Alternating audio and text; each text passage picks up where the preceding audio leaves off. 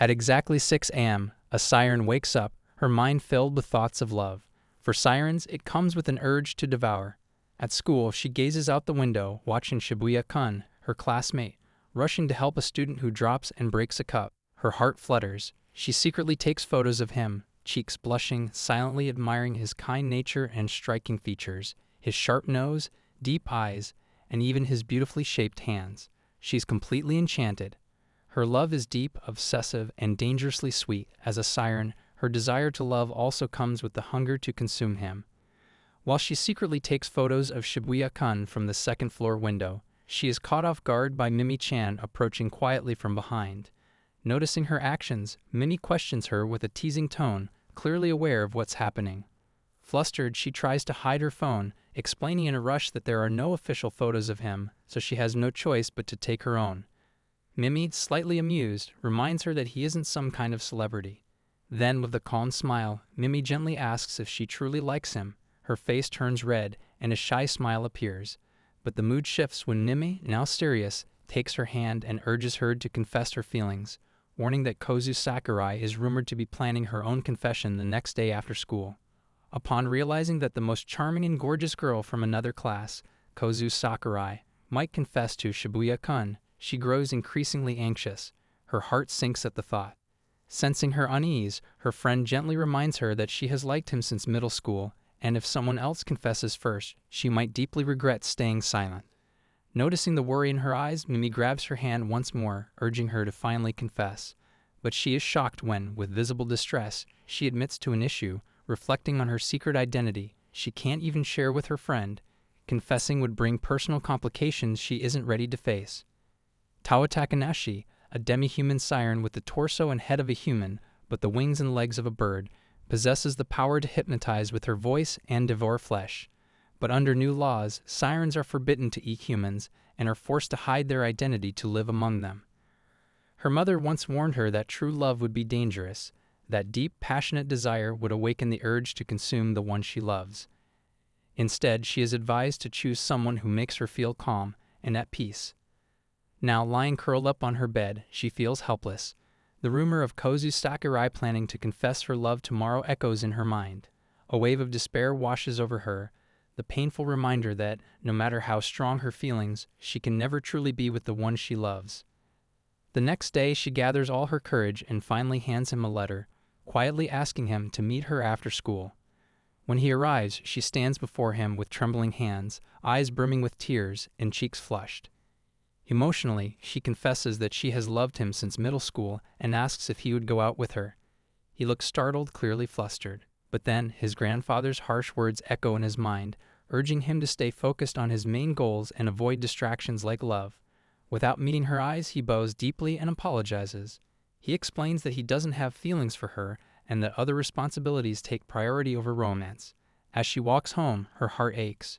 She has feared this outcome, yet the rejection still hurts. No matter how hard she tries, she can't control the overwhelming feelings she has for him. She recalls a moment in middle school when she was on the student committee with Shibuya-kun. Curious, he asked why she never talked to anyone. Quickly, he adds that it's okay if she doesn't want to talk. His question is just out of curiosity. He explains that he has noticed her rarely speaking aloud or socializing, but once accidentally saw her talking happily and warmly with her mother. Curious to know more, he gently asks about the reason behind her silence. She remembers feeling scared as she thinks about it. In elementary school, during an argument with a boy, her powers suddenly surge, causing the boy's ear to bleed. The experience terrified her when she realized her voice could harm others. Though she later learns to control her abilities, the fear remains. She still lacks the courage to talk to anyone, afraid she might hurt them. When she replied on the paper that speaking might cause problems and slid it toward him, he quietly suggested her not to worry about anyone else. His words made her feel a little relieved, but then he corrected himself, saying that while she should care about others, she should also prioritize herself.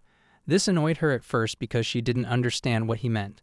Finally, he explained with a warm smile that if she truly liked talking, she shouldn't hold herself back for others, and reassured her that she wouldn't cause any harm. His kind words sparked something inside her. Motivated by his encouragement, she gathered the courage to approach other girls and make friends. To her surprise, nothing bad happened, and she felt happy. Without even realizing it, her feelings for Shibuya-kun began to grow. And as she walks back slowly, she sits on the stairs, clutching her chest as tears fall down her face. Quietly, she calls his name and praises him, knowing that because of his encouragement, she was able to change her life. Now hiding her face in her hands, she feels helpless. Though he is her hope for the future, she still can't imagine being truly close to him. As she closes her eyes, unaware of what's happening nearby, a giant monster with a huge lizard-like face, another demi-human, crashes through the streets. It grabs Shibuya-kun by the hand, leaps high into the air, and flies away with him.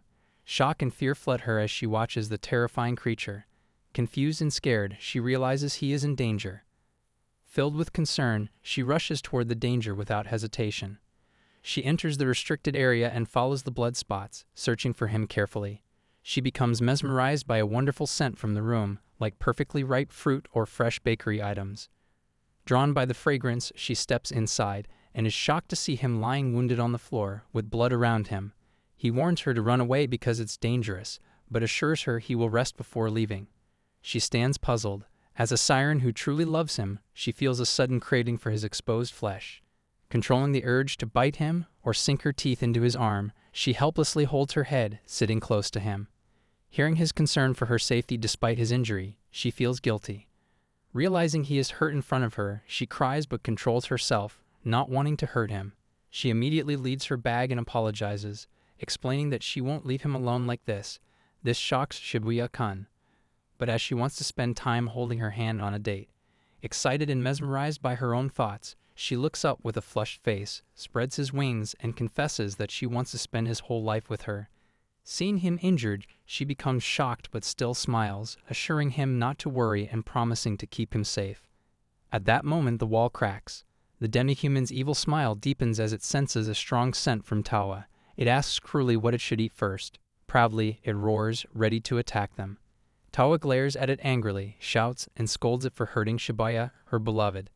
As she sings loudly with anger, a huge crack appears, causing the giant monster to crawl in pain and finally collapse. She pants nervously, feeling anxious as it's the first time she's used her powers to attack someone. Quickly turning back, she becomes concerned and decides to call an ambulance for him. At that moment, the demi-human rises again, angrily shouting at her for damaging its scales and calling her a demi-human sheriff. Before it can strike, Shibuya immediately shields her and shoots the monster, the gunshot echoing loudly. The blast brings the creature down, lifeless. He turns to her seriously, thanking her for saving him, admitting he was losing against the monster due to its thick scales. But then, seeing her wings, he freezes, shocked to realize she's also a demi-human. She notices his reaction and recalls how the monster addressed her as a sheriff. Understanding now, she realizes Shibuya is also a sheriff, responsible for maintaining peace between humans and demi-humans and dealing with criminal cases. Realizing they both share the same role, she feels helpless and emotional, nearly in tears, because sheriffs are forbidden from falling in love. As he steps closer, he asks with curiosity, since her attack clearly reveals she's a siren, why she hasn't eaten him. His nearness flusters her, especially knowing Siren's appetite increases with the scent of human flesh. She struggles to control herself, trembling at how close he is, barely resisting the urge to attack. Then, overwhelmed, she cries and emotionally explains that because he is her beloved, she could never eat him, because if she did, they would never share any happy moments together. Hearing this makes him emotional. He has never fallen in love before, but seeing her blushing, tearful face stirs something new in him.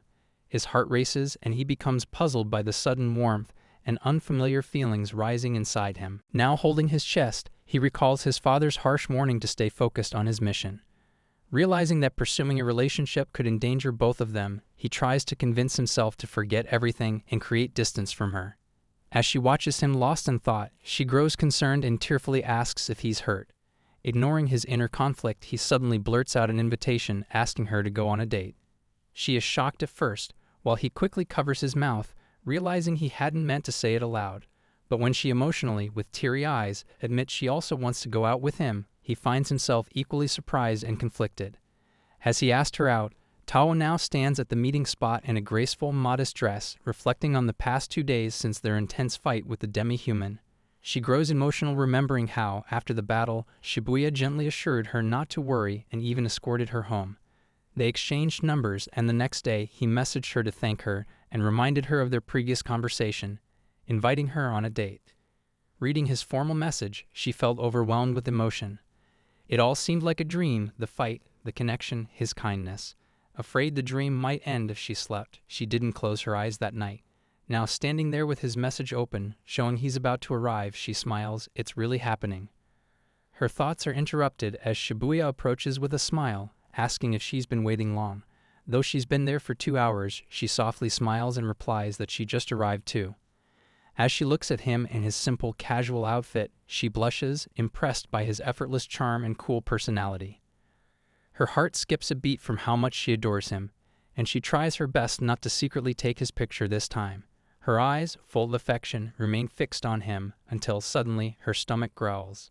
Noticing it, he smiles and suggests they get going. She's startled at first, but then smiles and agrees.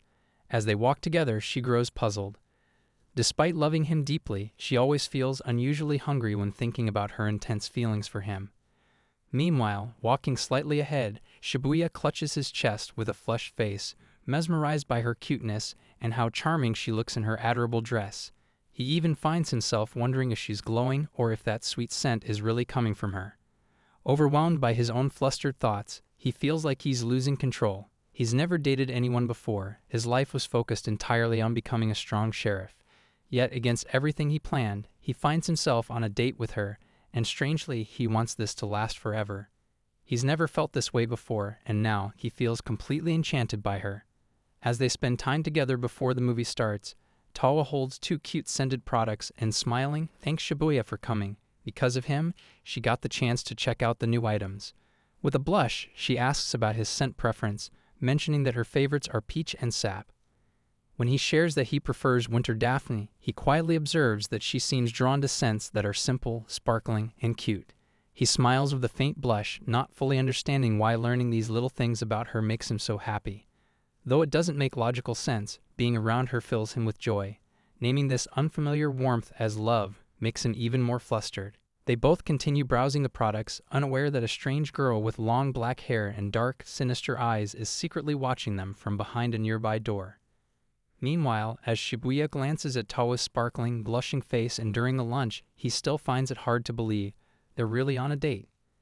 As they walk together, Takanashi-san, with concern, asks if he has recovered from the previous fight with the demi-human.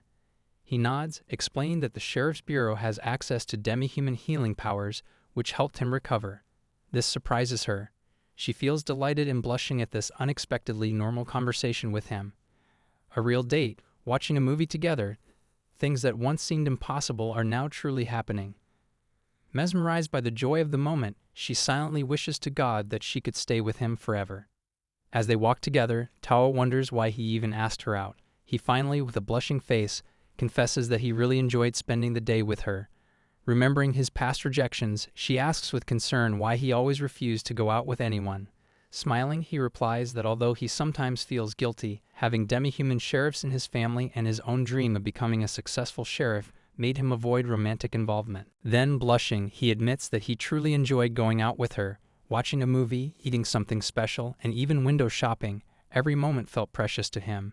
Mesmerized by his confession, Takanashi, also blushing, gently tugs on his sleeve and suggests going on another date if he liked it so much. This makes him shocked. At that exact moment, she suddenly feels a tight pressure in her throat, and in an instant, both are stunned to see long black hair waving beneath their feet. A huge blast echoes, and the black-haired girl wraps Tawa completely in her hair and lifts her into the air. Shibuya, deeply worried, rushes to save her when the eerie woman, perched atop a rooftop, smiles wickedly and remarks how long it has been since she last saw him. With a dark smile, she asks if he still remembers her. Recognizing her as the 2-mouthed demi-human with the power to manipulate hair as a weapon, he angrily demands to know the reason for her sudden appearance. As he points his gun angrily toward the demi-human, he scolds himself internally for being so careless with his duties, getting too excited on his date, which led to Tawa being put in danger. The demi-human, speaking with her mouth hidden behind her hair, shouts at him furiously for stealing her beloved. She declares that she has been preparing her revenge ever since that day. He responds with fury, saying that since she only locked someone away and didn't directly hurt them, he was willing to overlook it. Still pointing the gun at her, he demands she release Tawa, warning that if she causes any harm to her, he won't hesitate to shoot. While the demi-human, unaffected by his warning, wraps her hair tightly around Tawa, she argues that since she loves this man, she hasn't done anything wrong to him. She suggests he put his gun down and listen to her conditions if he wants to avoid further trouble. As he lowers his gun slightly and asks in confusion about her conditions, she declares that she wants him to date her, leaving him completely shocked. She explains that in the process of following him everywhere to get revenge, she ended up falling in love with him because of his good-looking face. He becomes even more stunned when she adds that she has no issue with their age gap, that she has already forgotten her previous boyfriend, and that she will give up her revenge and release Takanashi-san if he accepts her condition. So thinking of saving Tawa first, he decides to accept the condition just as she wants. But he becomes even further speechless when the demi-human even shows him the marriage certificate, so he wouldn't be able to back out. As he mimics disbelief at being dragged straight into marriage, she smiles and urges him to accept it. While hanging in the air, Tawa feels very puzzled, seeing this lady attracted only to his looks. Yet Tawa also admits, despite his serious face now, she felt joy during their earlier date. She recalls how, when she cried during the movie, he didn't judge her, and how elegantly he placed things back when they were about to fall in the store. She also remembers how he confessed to enjoying spending time with her. Now recalling all of that, despite his different demeanor, she realizes she still loves him so much. With a tense and reddened face, still captured in the black hair, she loudly shouts that she won't allow this creature to hurt him. She explains that the woman has no idea who he truly is, so she doesn't deserve to have him. This monster then mocks her, asking what she could possibly do now that all her muscles are tied up. Although Tawa realizes the seriousness of the situation as she can't even move her head, she remembers that sound can travel through objects. Silently gathering her courage, she tightly grips the demi-human's hair. While he is shouting at her not to do anything dangerous, she quietly sings. Her song causes the two-mouthed monster to lose her powers, resulting in Tawa being discharged and freed from the entangling hair, throwing the attacker to the ground. The monster angrily shouts and scolds Tawa for disturbing her, then turns her hair into dangerous comb-like weapons and moves forward to attack. But before she can reach Tawa, Shibuya immediately runs forward to save her, only for both of them to be shocked to see the demi-human suddenly slump to the ground. He immediately, with much concern, approaches her and asks if she is all right. She, much shocked and crying, asks if she hurt someone dangerous and worries she might end up with handcuffs. He calms her down by explaining not to worry, saying that this weird creature passed away and that those handcuffs weaken demi-human's powers without causing any pain. Suddenly, realizing something, he jolts and, holding her injured hands, asks if she is hurt because he saw her struggle with the hair. Then he immediately moves her hands away, explaining that she is all right. While feeling much guilt for causing even harm to her, he asks if she really wants to go on again with him, but he becomes shocked and sad when she declares this date as the last, which makes her so much disappointed. She asks if she, as the demi-human who would eat him, is the reason for not going out. He immediately loudly declines her, explaining that her nature as a siren is not the reason. In fact, he admits that she is helpful to him being the stronger one. Then, feeling guilty, he admits his fault for his carelessness and that his heart skipped a beat upon seeing her captured by the demi-human. He comes close to her and explains that both he as a sheriff and she as a siren would not be able to live together, as it would be dangerous for her. So when she nervously asks if he hates her, he quickly reassures her that he doesn't, not even a little. The simple answer fills her with relief and quiet excitement. Blushing, she makes a sudden decision. One day, she'll become a demi-human sheriff too. But seeing his confused expression, she explains that if he likes her, she can follow his words as a strong sheriff, so he would not be worried about her. Now realizing, he immediately shouts in decline, saying it is a serious, dangerous job with chances of death every day and getting hurt. She still sadly inquires whether he would not like her with scars and wounds. He immediately shouts that this is not the main point. Although he declines again, she still insists it is her right to be strong so that he would not be worried about her. While confused, he holds his head, not knowing how to handle it. At home, as she informs her mother excitedly about becoming the demi-human sheriff, her mother becomes shocked. The next day, upon seeing Tawa lying lazily on the table, Mimi, worried, approaches her and asks about her weird behavior today. Because she was always excited and cheerful all day at school, and even upon seeing Shibuya, she would become much excited and blushed, saying that seeing him increases her lifespan. But today she just exhales disappointedly and looks much more tired. She was expecting that her mother would support her, but her mother disagrees extremely with her getting training to fight against the demi-humans, which is so dangerous. Even her mother warns her that she might start smoking or do something dangerous if she chooses a career like this. Earlier that day, her mother cried while threatening not to make lunch for her, saying she would also die if something happened to her. While sitting in class, she thinks about all her mother's extreme and weird fusses. So just to completely succeed in her love, she decides to become a sheriff without her mother finding out. But she becomes confused, having no idea how to do this. Her thoughts are interrupted when Shibuya, with concern, approaches and after wishing her good morning, asks whether her injuries are healed. In return, she wishes him good morning also and assures him with a smile that she is all right. This makes him relax, and with a blushed face, he advises her not to make any dangerous moves, which she emotionally and surprisingly agrees to. As he leaves, Mimi-san, watching all this with shock and surprise, asks whether she went on a date with him. Tawa, with a blushed face, says that it's just her misunderstanding, while Mimi-san shouts angrily, scolding her for not informing her about all this because she needs to know everything. While Tawa-san is totally unaffected by Mimi-san's anger, she happily thinks about how he just greeted her, and she wants to be with him all the time and even go on another date with him. So she again, much determined, decides to become a strong sheriff so he won't worry about her. After school, she approaches him and, very emotional, asks him about the procedure to become a sheriff, which again puzzles him. When she confesses to him that she can only trust him and asks for his help, it directly hits his heart. With a blushed face and uncontrollable feelings, he asks whether she has any knowledge about the sheriff organization. She excitedly explains that their duty is to arrest the bad demi-humans. He gets shocked and immediately denies, explaining that their duties also include public safety, first aid, and administration related to this creature, like a general support system to help demi-humans in a human society. As he teasingly suggests she could try other jobs besides being a sheriff, she insists that any other job would still make him worry about her. She also confesses her love for him again, saying she wants to be with him without him having to worry. This confession frustrates him deeply because he also wants to confess his love to her. He feels impressed by her bravery but helpless about his own intense feelings, which conflict completely with his mission. He wants to spend more time with her, stay by her side, and open up about his feelings. But then he remembers his grandfather's final words, showing him photos of their late family members and warning him not to waste time. As the last one left, it's his duty to protect the family.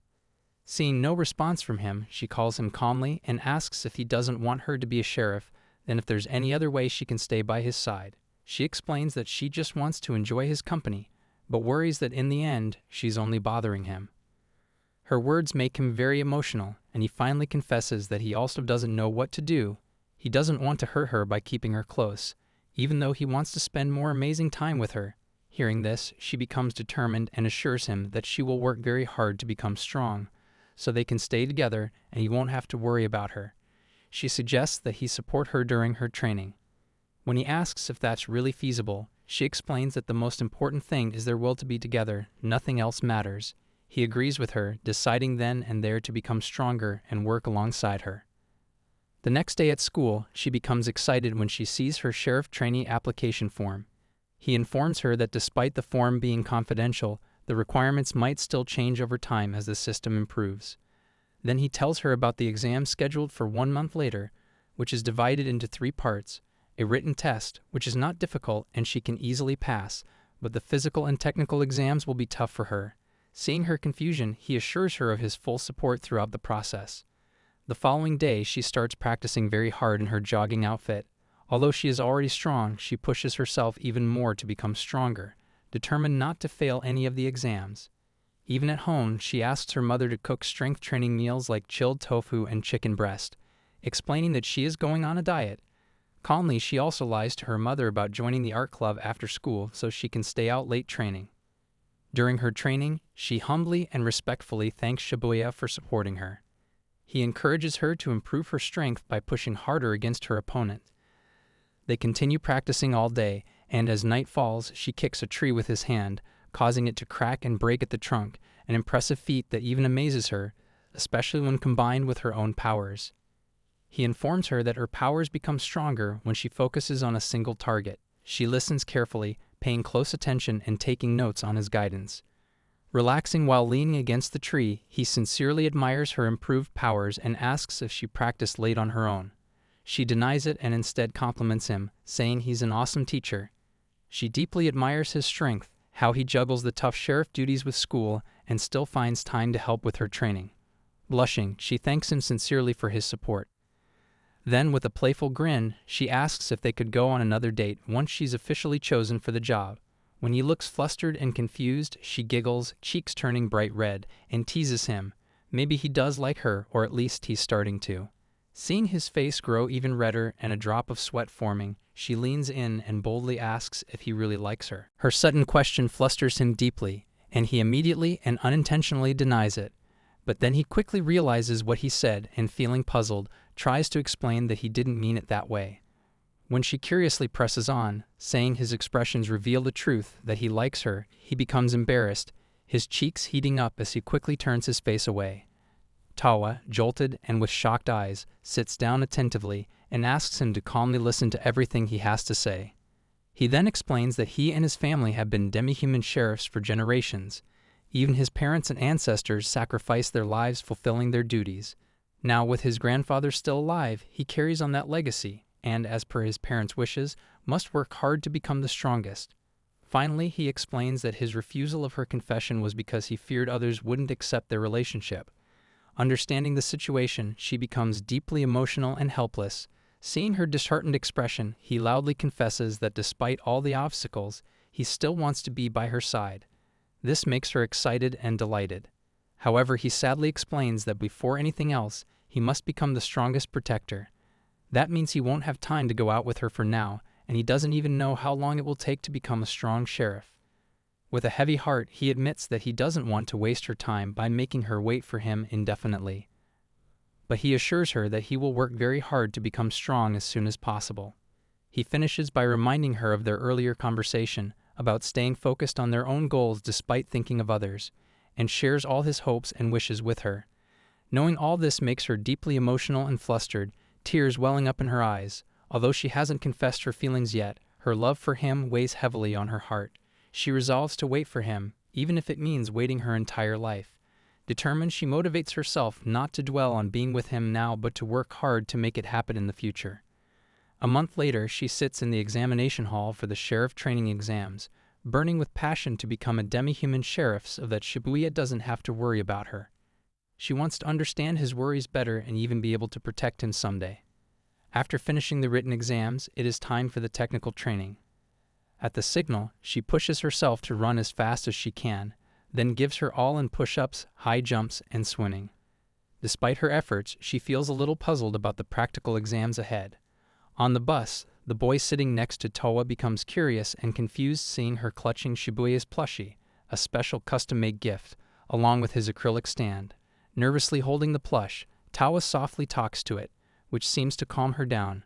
When the bus arrives at their destination, they step off to be greeted by an elegant trainer, an elf, who introduces herself and explains the contents of the upcoming practical exam. Tawa finds herself mesmerized by the elf's beauty. The elf enthusiastically explains the test. To become the best sheriff, they have to enter the village and listen to the people's problems. These range from minor troubles, where small help is enough, to major challenges involving combat. The bigger the problem they solve, the higher the points they earn. She emphasizes that no one is forced to take any problem. It is entirely their choice to accept easy cases or more difficult ones with greater rewards.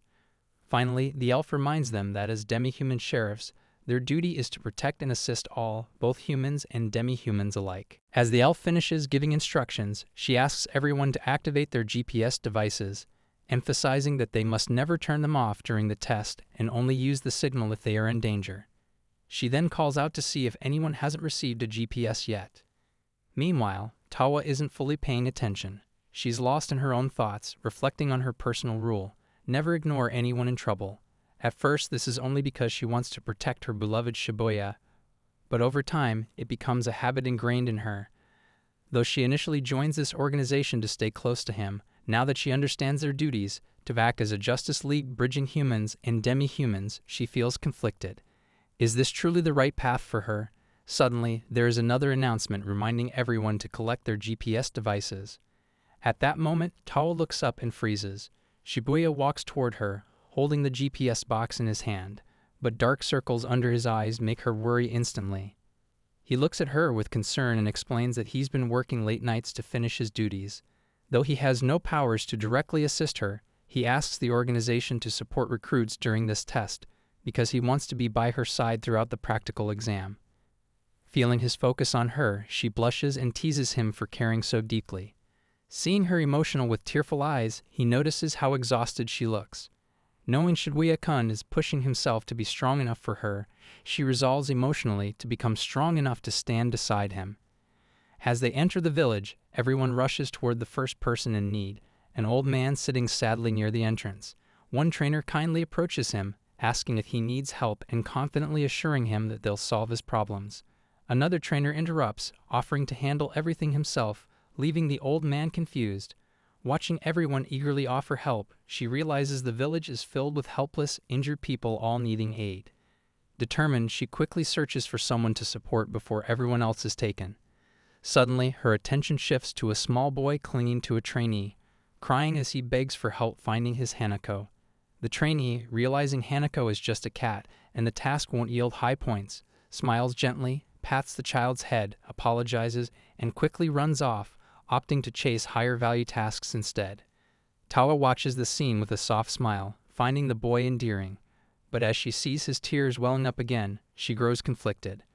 She knows this isn't a serious emergency and won't earn her many points. Still, she imagines what Shibuya would do. He would never ignore a crying child. Guided by that thought, she kneels beside the boy and gently asks where he last saw his cat. When he points to the shrine, she hesitates for only a moment. She understands that helping him may cost her top marks, but decides firmly, if she abandons someone in need just for higher points, she wouldn't be worthy of standing beside someone like Shibuya. So Tawa gently lifts the little boy onto her back, instructing him to hold on tight. With determination burning in her eyes, she dashes off, intent on helping him first, and then finding more urgent cases to earn higher marks.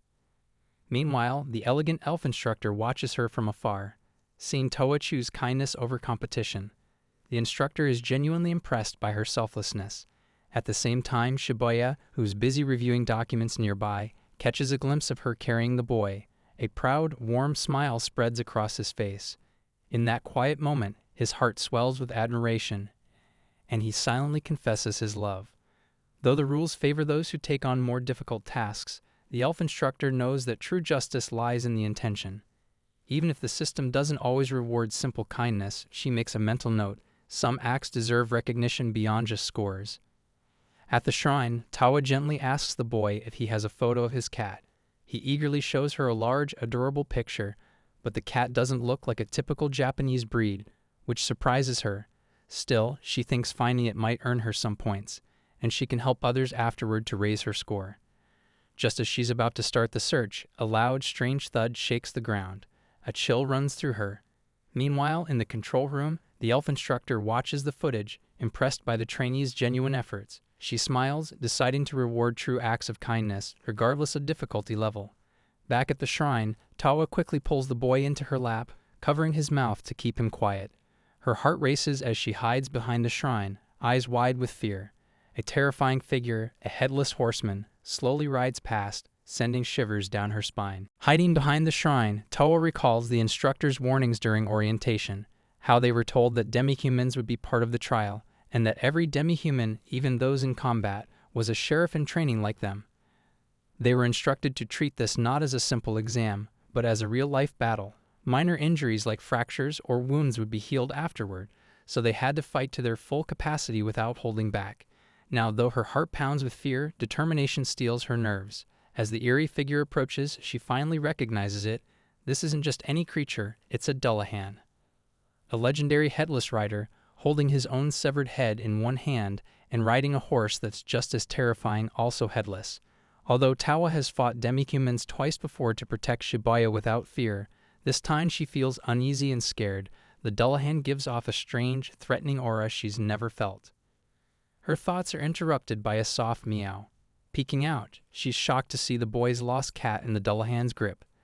The child, recognizing it, cries out in panic. As the Dullahan's blood begins to boil and rise like a sharp, glowing weapon ready to strike the cat, Tawa acts on instinct. She rushes forward, shielding the cat with her body and shouting, "Let it go." Faced with her sudden interference, the monster seems surprised. Fear grips Tawa as she realizes she acted without thinking. She scolds herself internally, trembling. Enraged, he forms a long, whip-like weapon from his blood that slashes through the air, tearing branches and shaking the shrine. Glaring at her, the Dullahan growls fiercely, warning that he follows no rules and cannot be stopped. His eyes burn with fury as he declares himself the infamous rampaging horse of Shizuoka. Holding the kid, she feels confused by his strange behavior and his attempt to destroy the shrine. It just doesn't make sense. He then explains that, since they are children, he has a rule not to attack them because he is a sober being. However, anyone who sees him while he's eating enrages him to the point that he wants to kill them. Still, he suggests they run away because they're just kids and he won't harm them. She refuses to run, explaining that the Hanako cat is very important to the child, and she asks him to return it. Shocked, she even wonders if he intends to eat the cat. He admits that as a Dullahan, he consumes others, and this cat is part of that. Seeing her angry expression, he warns her she should be grateful he's not eating humans or demi-humans, only cats. He explains that this isn't his choice but nature's way and asks if she considers it a crime, challenging her on her beliefs about right and wrong. She explains with deep emotion that there is someone she also wants to eat, even though deep down she doesn't want to harm him. Yet his strong scent of flesh and blood makes her feel as if she's been starving for days, and resisting him seems almost impossible. Still, she makes a firm decision. She wants to spend her life with him, so she resolves never to let him eat the cat.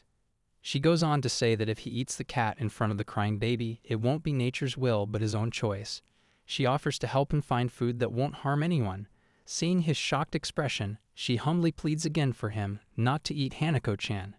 Her heartfelt explanation initially shocks the Dullahan, but then, impressed by her bravery and honesty, he rewards her with 100 points. She blushes and smiles, feeling both proud and a little embarrassed for getting so emotional. She had completely forgotten it was a test. Then, with a smile, he offers her the highest reward on one condition. She must come forward and catch him to reclaim the cat.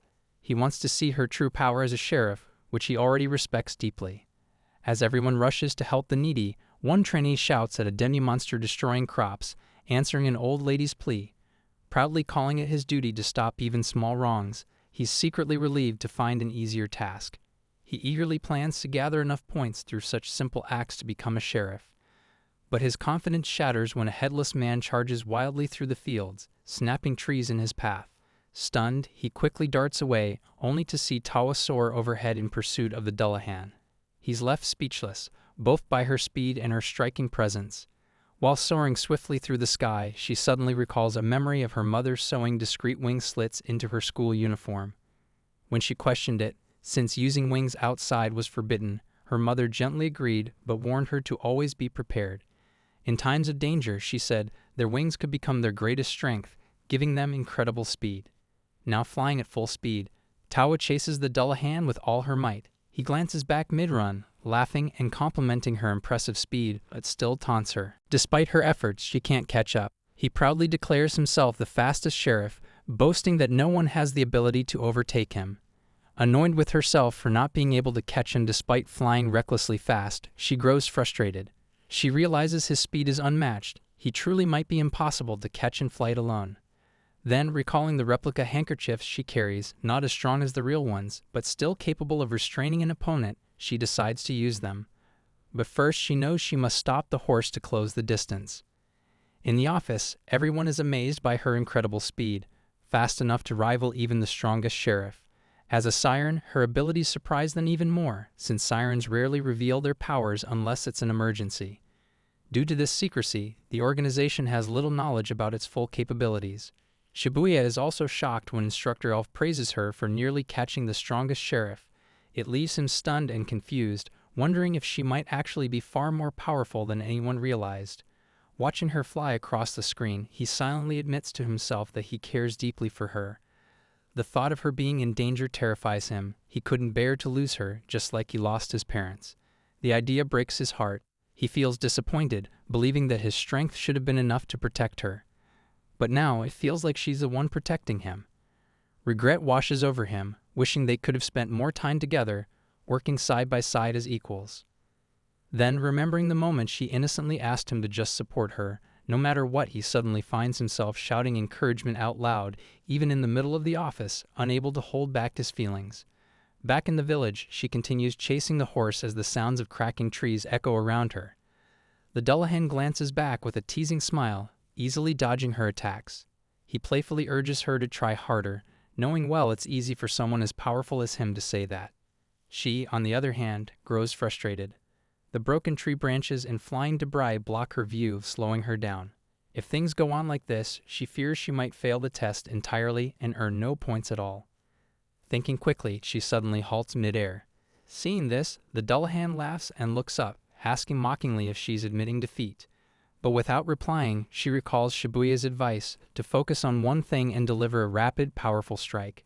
Reigniting her determination, she shouts that she's not giving up. She's fighting to be with Shibuya. Her words stun the Dullahan. Then, without hesitation, she lets out a fierce, resonant song. In seconds, her voice ignites a fiery blast so intense it shatters the trees into splinters and startles even the headless horse into stopping.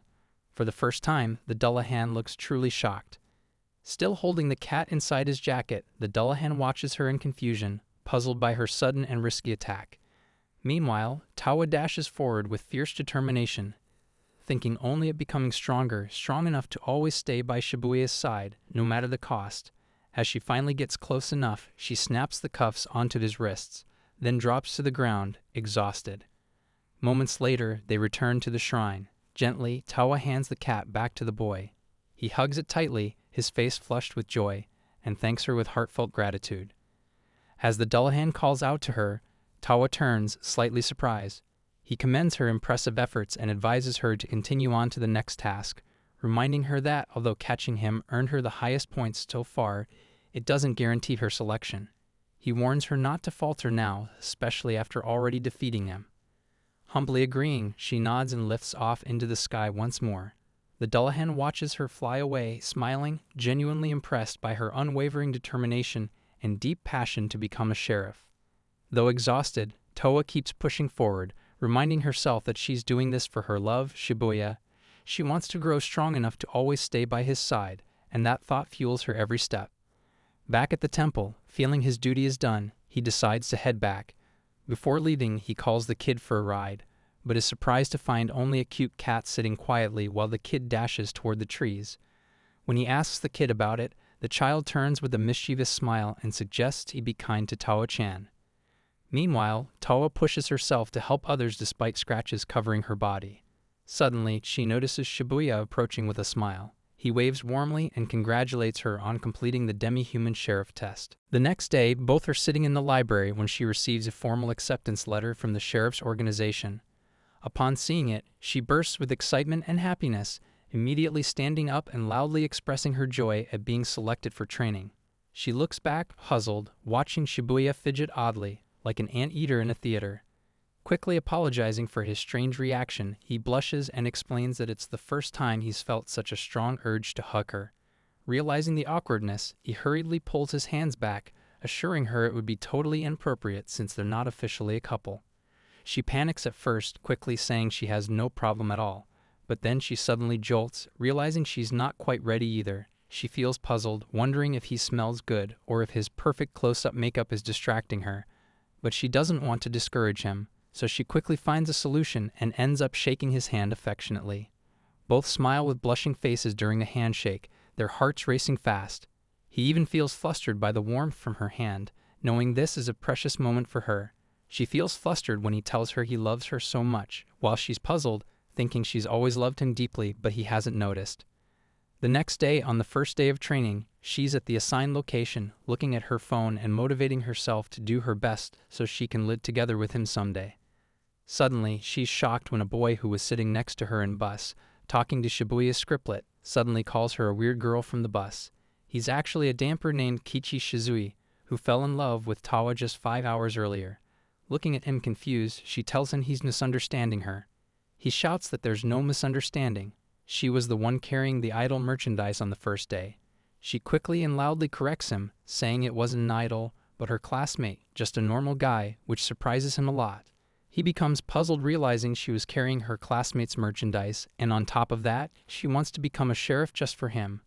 While she admits, with blushing face reveals her beloved also feels the same way. He then smiles and teases her, asking if she's his backup girl, which makes her angry, and she shouts back that she's not. When he shows an annoyed expression at their complicated relationship, it makes her even more angry and irritated. He then bluntly asks if they both have feelings, why aren't they dating? Frustrated, he waves his hands dismissively, declaring he has no interest in weird things like love. Recalling his loved one who told him to leave, he looks away disappointed and says there's no love in the world. While continuing to tease her, he calls her stupid for risking her life in this job just for some useless love. This really angers her. He knows nothing about her, yet keeps scolding and teasing him back. Her expression turns fierce as she glares at this strange guy. Suddenly, Shibuya interrupts them, introducing himself as their instructor. Seeing her annoyed expression, he asks with concern if everything is all right. When she dismisses it, he probes again, noticing her conflicting emotions. She becomes even more shocked when he quietly warns her not to fight with Kichi since he is her training partner. She loudly refuses to train with Potato Head, saying he's boring because he has no interest in love. Kichi fires back, loudly defending his amazing personality and scolding her for underestimating him. Seeing the rising tension, Shibuya grabs their attention and warns them about the dangerous conditions ahead. He stresses that working as a team is essential, and having arguments, even with teammates, can be risky. Realizing Shibuya is right and that they are about to face real danger, she feels truly scared and decides to take her training seriously. Kichi, also understanding his mistakes, feels guilty and humbly asks for her name. Surprised, she looks at him and then tells him. In return, he introduces himself and apologizes for his earlier behavior, explaining his past bad experience with love that made him irritated. Assuring her of his sincere goal to become a true policeman, he suggests they start fresh and face the challenges together. Impressed by Kichi's apology, she also apologizes for calling him Potato Head, but he playfully refuses to accept it unless she calls him a gorgeous man. Annoyed, she shoots him a sharp look. Shibuya quickly steps in to control the situation, informing them about the client's imminent arrival.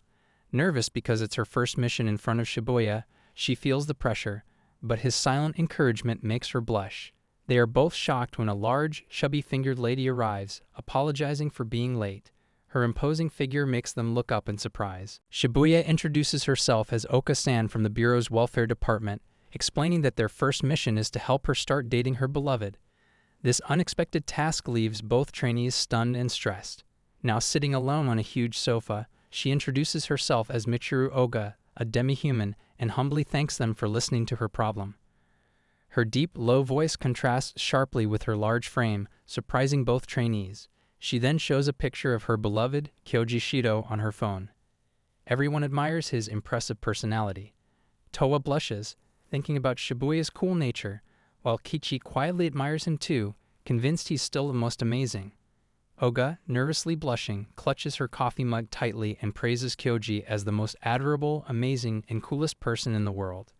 As she tries to explain how much she thinks about him, her nerves get the better of her. She squeezes the mug too hard, and coffee splashes all over her face. Both become shocked when she throws the sand down, which is actually the mug transformed by her powers. She explains that after seeing Kyoji, her powers become uncontrollable, so she always runs away without finishing the date, fearing she might destroy the city. Now nervously and humbly, she asks them all to help her at least finish her date with Kyoji, to tell him about her love and her demi-human nature. Shibuya remains calm, Tao looks amazed, and Kichi is shocked, wondering if Oga is also a demi-human. Then Shibuya explains that their bureau's duty is to help both humans and demi-humans. She feels deeply touched by her courage because she was also afraid to tell Shibuya about her demi-human nature. Fortunately, that day demi-human appeared and she unintentionally confessed his love. So now realizing that after confessing her true identity her loved one might stares hating him, Tawa really feels impressed by her courage, because A still having no confidence to confess many things to him.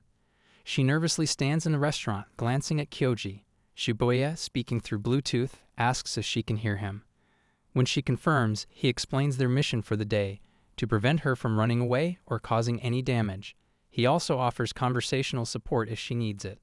Seeing their confusion, Shibuya clarifies that her main mission is to avoid physical harm, but also to manage her panic through conversation. He instructs Kichi and Tawa to work together to help her. Kichi, puzzled, asks if it's really normal to have conversations between humans and demi-humans. Shibuya, looking sad, explains his own story. His father was a vampire, his mother a human. They fell deeply in love and married. His mother even chose to become a vampire to live longer with his father. But after a few days, his father fell for another human and left them both alone. He sadly continues, explaining that according to his father, there was nothing wrong, but his mother loved his father so deeply that she couldn't control herself and ended up hospitalized. Emotionally, he reveals that because he is a carbon copy of his father, his mother doesn't want to see him either. This leaves him feeling hollow even at the thought of seeing her. Noticing everyone staring silently at him, he apologizes and clarifies his main point. Love can be destroyed by painful emotions, and he only wants to prevent them from falling in love for the sake of both creatures. Everyone stands speechless when Oka informs them through a device that Kyoji has arrived. He immediately instructs both of them to focus first on the success of the mission, promising they can discuss the personal situation with Oka-san later. Both agree. As Kyoji approaches, charming and apologizing for being late, he calls her princess and continuously admires her cuteness. He also shows surprise at her amazing outfit, confessing he's never seen her wear anything like it before, but it looks stunning on her.